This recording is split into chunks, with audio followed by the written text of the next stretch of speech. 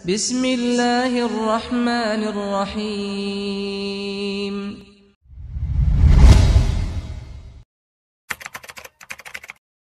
Innal hamdalillah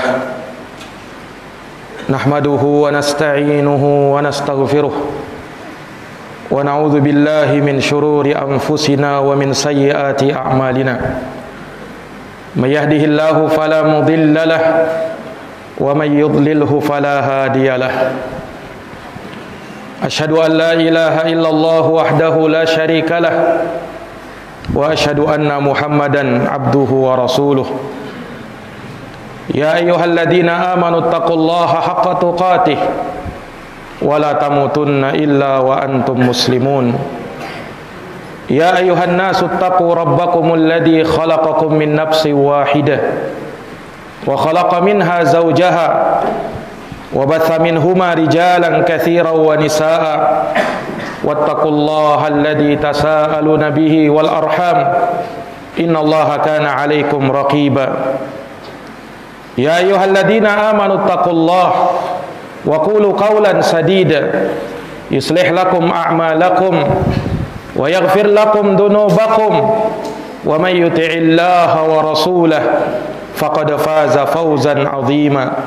Amma ba'd, fa inna asdaqal hadithi kitabullah wa khairal huda huda Muhammadin sallallahu alaihi wa ala alihi wa sahbihi wa sallam wa syarrul umuri muhdatsatuha fa inna kulla muhdatsatin bid'atun wa kulla bid'atin dhalalatun wa kulla dhalalatin finnar.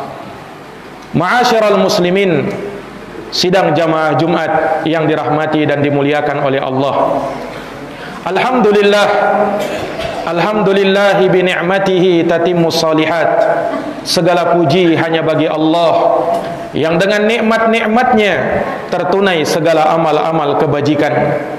Dan dari amal kebajikan adalah menyambut seruan Allah, memenuhi panggilannya, terkhusus di hari yang mulia yang merupakan sayyidul ayyam, pimpinan segala hari, hari Jumat. Hari yang kita diperintahkan untuk memperbanyak salawat kepada Nabi sallallahu alaihi wasallam sesuai dengan sabda beliau, inna min afdali ayyamikum yaumal jumu'ah fa'akthiru alayya minas salati fih fa inna salatakum ma'rudatun alaihi. Sesungguhnya hari kalian yang paling utama adalah hari Jumat, maka perbanyaklah untuk bersalawat kepadaku di hari Jumat, karena sesungguhnya salawat kalian akan senantiasa diperhadapkan kepadaku. Fausikum wa nafsiya bitaqwallah faqad fazal muttaqun. Aku wasiatkan kepada diriku dan kepada semua jamaah untuk kita senantiasa bertakwa kepada Allah. Amat beruntung mereka yang bertakwa kepadanya. Kaum muslimin, sidang jamaah Jumat yang dirahmati dan dimuliakan oleh Allah. Sesungguhnya Allah Subhanahu wa taala memerintahkan kita untuk berpegang teguh dengan petunjuk-Nya. Semakin kita berpegang teguh dengan petunjuk-Nya, maka kita akan senantiasa berada dalam penjagaannya dan kita akan jauh dari kesesatan dan penyimpangan. Allah Subhanahu wa taala berfirman di dalam Al-Qur'an, "Wa may ya'tasim billah faqad hudiya ila siratin mustaqim." Barang siapa yang berpegang teguh dengan petunjuk Allah, maka dialah orang-orang yang diberikan hidayah, diberikan petunjuk menuju jalan yang lurus. Dalam ayat yang lain Allah berfirman, "Famanittaba'a hudai fala yadhillu wa la yashqa." Barang siapa yang berpegang teguh dengan petunjukku, barang siapa yang mengikuti petunjukku, maka dia tidak akan tersesat dan tidak akan binasa. Tidak akan tersesat di dunia dan tidak akan binasa di akhirat nanti. Kaum muslimin, sidang jamaah Jumat yang dirahmati dan dimuliakan oleh Allah, untuk bisa berpegang dengan petunjuk Allah Subhanahu wa taala, kita perlu dan harus mempelajari agamanya dengan cara menuntutnya dalam rangka untuk mengangkat kejahilan dari dalam diri kita. Karena sesungguhnya jamaah sekalian, kejahilan merupakan daun qatil. Dia merupakan penyakit yang terkadang bisa membunuh seseorang. Dia merupakan asas dari semua keburukan. Bahkan tidaklah terjadi kekufuran, tidaklah terjadi kemusyrikan, kebid'ahan dan kemaksiatan kecuali dasarnya karena kejahilan. Dan cukuplah yang menunjukkan akan keburukan dari kejahilan, bahwa orang yang benar-benar jahil tidak suka kalau dikatakan sebagai orang jahil, padahal dia adalah orang yang jahil. Dan tidaklah jamaah sekalian terjadi ucapan atas nama Allah tanpa ilmu kecuali dikarenakan kejahilan. Padahal Allah Subhanahu wa taala sudah mengingatkan, wala taqfu ma laysa laka bihi ilm innas sam'a wal basara wal fuad kullu ulaika kana anhu mas'ula. Dan janganlah kamu berhenti terhadap sesuatu yang kau tak punya ilmu terhadapnya, karena sesungguhnya pendengaran, penglihatan dan hati semuanya akan dimintai pertanggungjawaban oleh Allah Subhanahu wa taala. Imam Ibnul Qayyim rahimahullah berkata bahwa dosa yang paling besar secara mutlak adalah dosa antaqulu 'alallahi ma la ta'lamun. Kamu berucap atas nama Allah tanpa ilmu. Kamu berucap atas nama Allah tanpa ilmu agama. Terlebih jamaah sekalian, bertambah kerusakannya manakala orang jahil diposisikan sebagai alim ulama.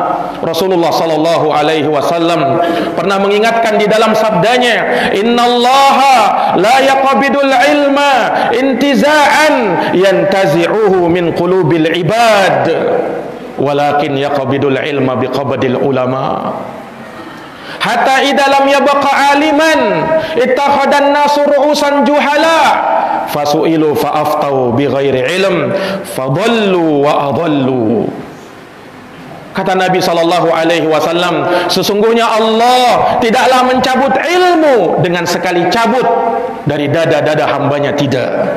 Akan tetapi caranya Allah mencabut ilmu dengan diwafatkannya para ulama, hingga tatkala tidak tersisa lagi yang namanya alim ulama di muka bumi. Akhirnya manusia pun mengangkat orang-orang jahil, orang-orang bodoh sebagai alim ulama mereka, sebagai pemimpin mereka.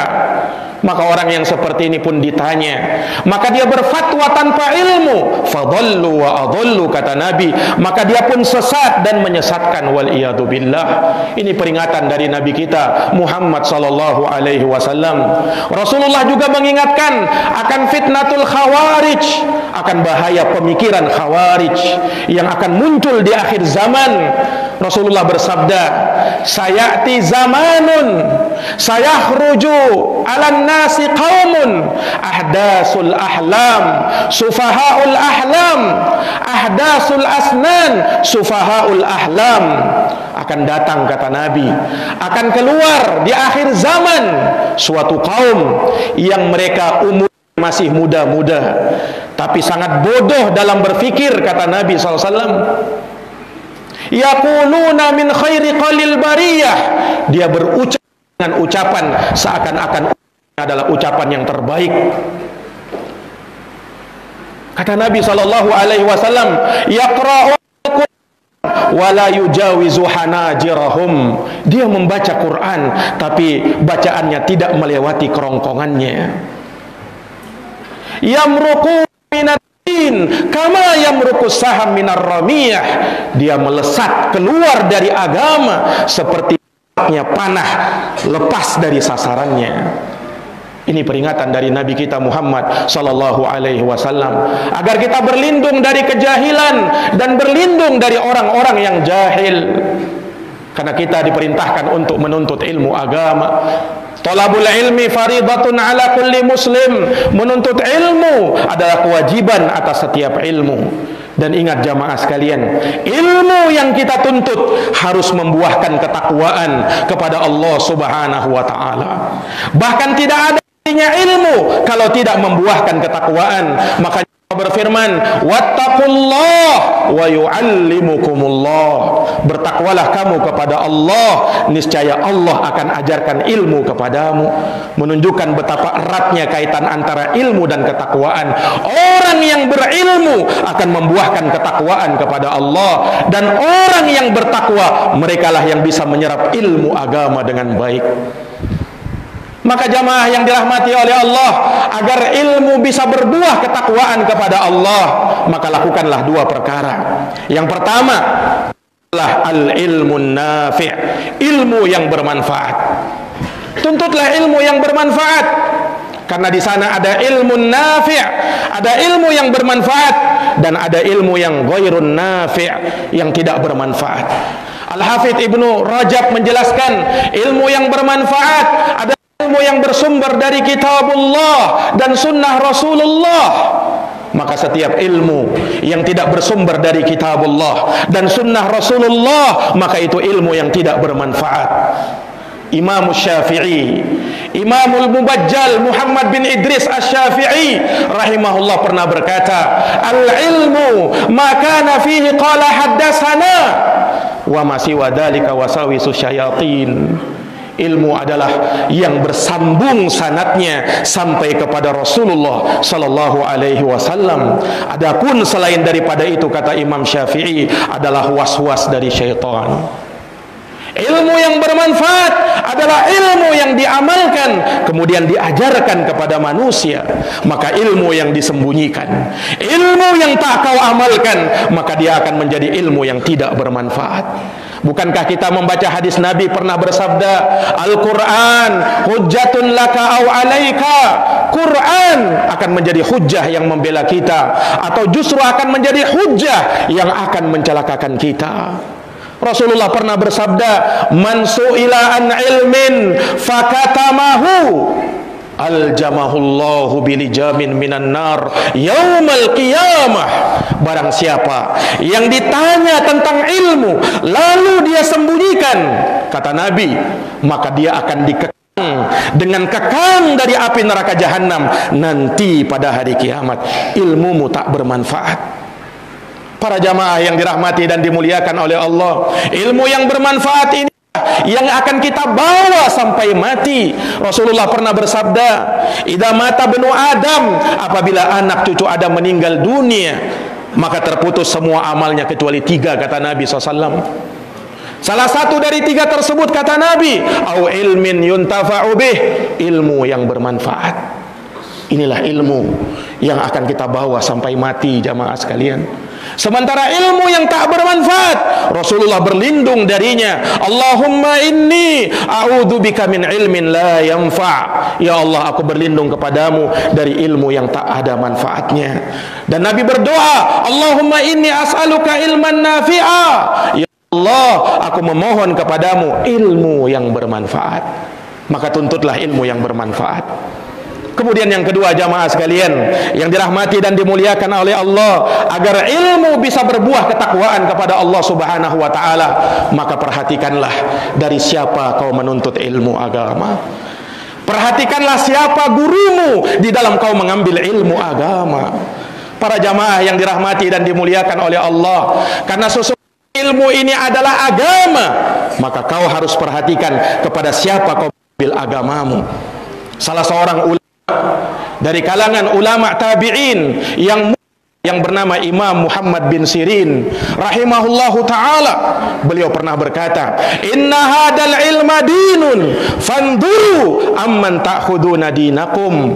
Sesungguhnya ilmu agama, maka perhatikanlah dari mana kau mengambil agamamu. Para jamaah yang dirahmati dan dimuliakan oleh Allah Subhanahu wa taala, dahulu ulama ahlus sunnah wal jamaah sangat banyak jumlahnya. Sedikit orang-orang yang bisa hanya sekedar berkhutbah. Namun zaman sekarang, sahabat Abdullah bin Mas'ud radhiyallahu anhu pernah berkata, innakum fi zamanin katsirun fihi ulama'uhu qalilun khutaba'uhu wa sayati 'alaikum zamanun katsirun fihi khutaba'uhu qalilun ulama'uhu. Kata beliau rahimahullahu ta'ala, sesungguhnya kalian berada di suatu zaman yang ulama masih terlalu banyak, sementara orang yang cuman ahli berbicara, pandai sedikit jumlahnya. Tapi kata Ibnu Mas'ud, akan datang kepada kalian suatu zaman yang di zaman itu justru yang paling banyak adalah orang yang pandai berbicara, pandai beretorika, sementara alim ulamanya sedikit. Itulah di zaman kita jamaah sekalian yang dirahmati dan dimuliakan oleh Allah. Imamul Al-Bukhari, Imamul Bukhari terkenal sebagai alim ulama yang banyak gurunya. Imam Bukhari pernah berkata, katabtu min wa samanina rajula, aku telah mengambil guru dari 1080 orang guru, kata beliau. Kemudian bagaimana gurunya Imam Al-Bukhari rahimahullahu ta'ala? Kata beliau, laisa fihim illa sahibus sunnah, tidak ada dari seorang pun guruku dia adalah ahlus sunnah, kata beliau. Kulluhum yaqul, semua dari mereka berkata, al-imanu qaulun wa amalun yazid yanqus. Semua dari guruku mengatakan bahwa iman adalah ucapan, amalan bisa bertambah dan berkurang, menunjukkan bahwa Imam Al-Bukhari selektif di dalam memilih guru. Para jamaah yang dirahmati dan dimuliakan oleh Allah Subhanahu wa taala, inilah manhaj, inilah metode di dalam menuntut ilmu. Karena jangan sembarang dalam menuntut ilmu agama. Jangan hanya sekedar bermodalkan berprasangka baik atau dengan dalih. Kita harus bersikap adil, insaf. Kita harus mengambil dari semuanya. Jamaah yang dirahmati muliakan oleh Allah, harusnya kita mengambil dari pelajaran dari para ulama kita terdahulu. Disebutkan dari salah seorang ulama yang juga dari kalangan ulama tabi'in yang bernama Ibrahim bin Yazid An-Nakhai, salah seorang ulama dari negeri Kufah. Beliau mengatakan, kanu idza atau rajulan nadaru fi salatihi wa sunnatihi wa samtihi thumma akhadhu. Kata Imam Ibrahim bin Yazid An-Nakhai rahimahullahu ta'ala, dahulu para ulama kalau ingin mengambil dari seorang guru, maka dia akan melihat bagaimana solatnya, apakah dia ahlus sunnah atau bukan, kemudian bagaimana akhlaknya orang itu. Kalau orang tersebut dari ahlus sunnah, kata beliau, maka mereka pun mengambil ilmu darinya. Tapi kalau tidak, maka mereka tidak mengambil ilmu darinya. Ini para jamaah yang dirahmati dan dimuliakan oleh Allah Subhanahu wa taala. Ini menunjukkan kehati-hatian para ulama ilmu, karena ingat, ilmu adalah agama, dan seseorang tidak boleh merasa aman dari yang namanya penyimpangan.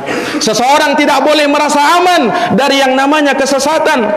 Ulama terdahulu yang mereka tentunya lebih bertakwa daripada kita, yang tentunya mereka pun di dalamnya. Sampai disebutkan dari salah seorang ulama tabi'ut tabi'in, Al-Hasan bin Saleh bin Hayy rahimahullahu ta'ala, beliau menyebutkan saking selektifnya dalam memilih guru di dalam agama, maka mereka pun bertanya kepada tetangganya, bertanya kepada teman-temannya, dan kepada siapa saja yang kenal kepada orang tersebut, apakah dia termasuk ahlus sunnah ataukah bukan. Para jamaah yang dirahmati dan dimuliakan oleh Allah, sampai ada orang yang berkomentar, aturiduna an tuzawwiju, apakah kamu ingin untuk menikahkan dia dengan putrimu? Bisanya sampai sebegitunya. Subhanallah. Ingat jamaah sekalian, ini sikap berlebih-lebihan, tapi ini dalam rangka untuk menjaga agama kita dari segala penyimpangan, segala. Maka jangan salah di dalam mengambil seorang guru. Para jamaah yang dirahmati dan dimuliakan oleh Allah Subhanahu wa taala, demikianlah para ulama kita terdahulu. Mereka betul-betul berhati-hati di dalam hal tersebut. Dahulu para ulama, ketika disebutkan ada seorang yang mengambil hadis dari Nabi sallallahu alaihi wasallam, mereka tidak perlu tanya siapa orang tersebut. Mereka tidak perlu tanya tentang orang tersebut apakah dia ahlus sunnah atau bukan, karena semuanya dari kalangan ahlus sunnah. Makanya Muhammad bin Sirin pernah berkata rahimahullahu ta'ala, kanu la yas'aluna anil isnad. Dahulu para ulama tidak bertanya tentang sanad, mereka tidak bertanya tentang hal tersebut.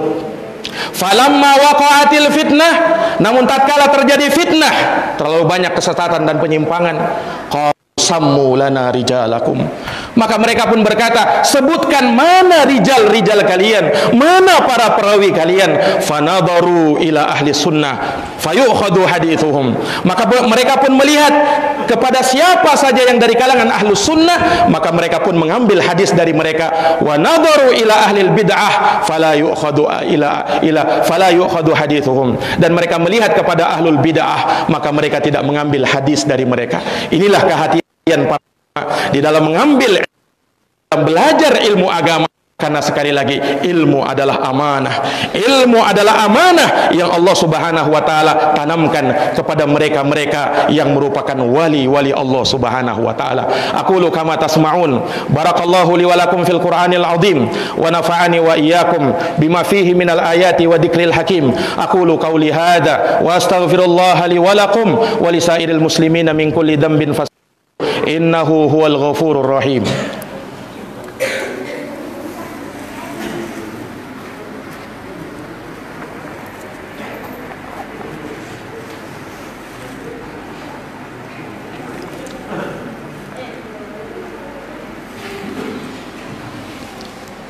Alhamdulillah, alhamdulillahi rabbil alamin, wa bihi nasta'inu ala umuri dunya wad din.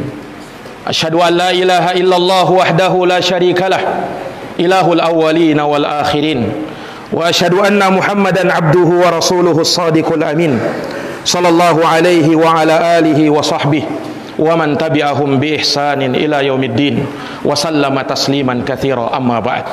Ma'asyiral muslimin, sidang jamaah Jumat yang dirahmati dan dimuliakan oleh Allah. Para ulama menyebutkan bahwa min ta'zimil ilm, termasuk dari pengagungan seseorang kepada ilmu agama, maka dia perhatian kepada siapa dia menuntut ilmu agama. Jangan sampai dia terkena syubhat. Imam Adz-Dzahabi pernah berkata, innal quluba dha'ifah wa syubha khattafah. Sesungguhnya hati itu lemah, kata beliau, sementara syubhat itu menyambar-nyambar. Karena di sana ada orang yang pantas untuk kita ambil ilmu darinya, dan ada orang yang tidak pantas kita ambil ilmu darinya. Dengarkan Imam Malik bin Anas, gurunya Imam Syafi'i. Imam Malik bin Anas pernah berkata, la yukhadul ilmu, tidak diambil ilmu an arba'atin, dari 4 orang, kata beliau. Tidak diambil ilmu dari 4 orang, kata Imam Malik bin Anas. Yukhadu amman siwahum, dan ilmu diambil dari selain mereka, kata Imam Malik bin Anas. Siapa mereka? La ya'khudhu min mubtadi' yad'u ila bid'atih. Yang pertama, tidak diambil ilmu tersebut dari seorang yang merupakan ahlul bid'ah, yang dia menyeru kepada bid'ahnya. Tidak diambil dari orang yang seperti ini. Wala an safihin yu'linu bis-safah. Kemudian tidak diambil ilmu dari orang yang bodoh, yang dia terang-terangan menampakkan kebodohannya. Wala amman yakdzib fi haditsin nas wa in kana shadiqan fi hadithi Rasulillah SAW. Tidak diambil dari seorang pendusta yang dia biasa berdusta kepada manusia, sekalipun benar tatkala dia menyampaikan hadis dari Nabi SAW. Wala amman la ya'rifu dinahu, dan tidak diambil ilmu dari orang yang keempat, yaitu orang yang tidak tahu agamanya dengan baik. Ini kata Imam Malik bin Anas rahimahullahu taala, menunjukkan bahwa di sana ada orang yang kita layak ambil ilmu darinya, dan ada orang yang tak layak untuk kita ambil ilmu darinya. Sebagian ulama menyebutkan bahwa orang yang pantas kita ambil ilmu darinya, cirinya ada 4 orang. Yang pertama, salamat i'tiqad, orang yang punya akidah yang selamat, akidah yang lurus sesuai dengan akidah ahli sunnati wal jamaah. Yang kedua, sadadul manhaj, orang yang punya manhaj yang lurus sesuai dengan Al-Quran, sunnah Nabi SAW, dengan pemahaman salafun as-salihin. Kemudian yang ketiga, dia punya keahlian dalam bidang ilmu yang dia ajarkan. Dan yang keempat, dia adalah orang yang suka memberikan nasihat kepada manusia, kepada kaum muslimin. Singkatnya jamaah sekalian, orang yang pantas kita ambil ilmu darinya adalah mereka yang punya manhaj yang lurus di dalam beragama, mereka yang punya pemahaman yang lurus sesuai dengan jalan Al-Quran dan sunnah Nabi SAW, dengan pemahaman para sahabat, para tabi'in, para atba'ut tabi'in. Mereka inilah salafun as-salihin yang kita jadikan sebagai qudwah, yang kita jadikan sebagai tahu dari mereka dan jangan ambil ilmu dari selain mereka. Malaikatahu yusalluna 'alan nabi ya ayyuhalladzina amanu sallu 'alaihi wa sallimu taslima. Allahumma salli wa sallim wa zid wa barik wa an'im ala sayyidina wa maulana Muhammadin wa ala alihi wa sahbihi ajma'in. Wardallahumma 'anil khulafa'ir rasyidin Abi Bakrin wa Umar wa Utsman wa Ali wa an kulli sahabati ajma'in wa tabi'in wa tabi'it tabi'ina lahum bi ihsanin ila yaumiddin. Allahumma ighfir lil muslimina wal muslimat wal mu'minina wal mu'minat al ahya'i minhum wal amwat innaka sami'un qaribun mujibud da'awat ya qadiyal hajat. Allahumma arinal haqqa haqqan warzuqna ittiba'ah wa arinal batila batila warzuqna ijtinabah. Allahumma habbib ilainal iman wa zayyinhu fi qulubina wa karrih ilainal kufur wal fusuq wal isyan waj'alna minar rasyidin. Rabbana atina fid dunya hasanah wa fil akhirati hasanah wa qina adzabannar. Subhanakallahumma wa bihamdik asyhadu an la ilaha illa anta astaghfiruka wa atubu ilaik. Subhana rabbika rabbil izzati amma yasifun wa salamun alal mursalin walhamdulillahi rabbil alamin. Aqimis shalah.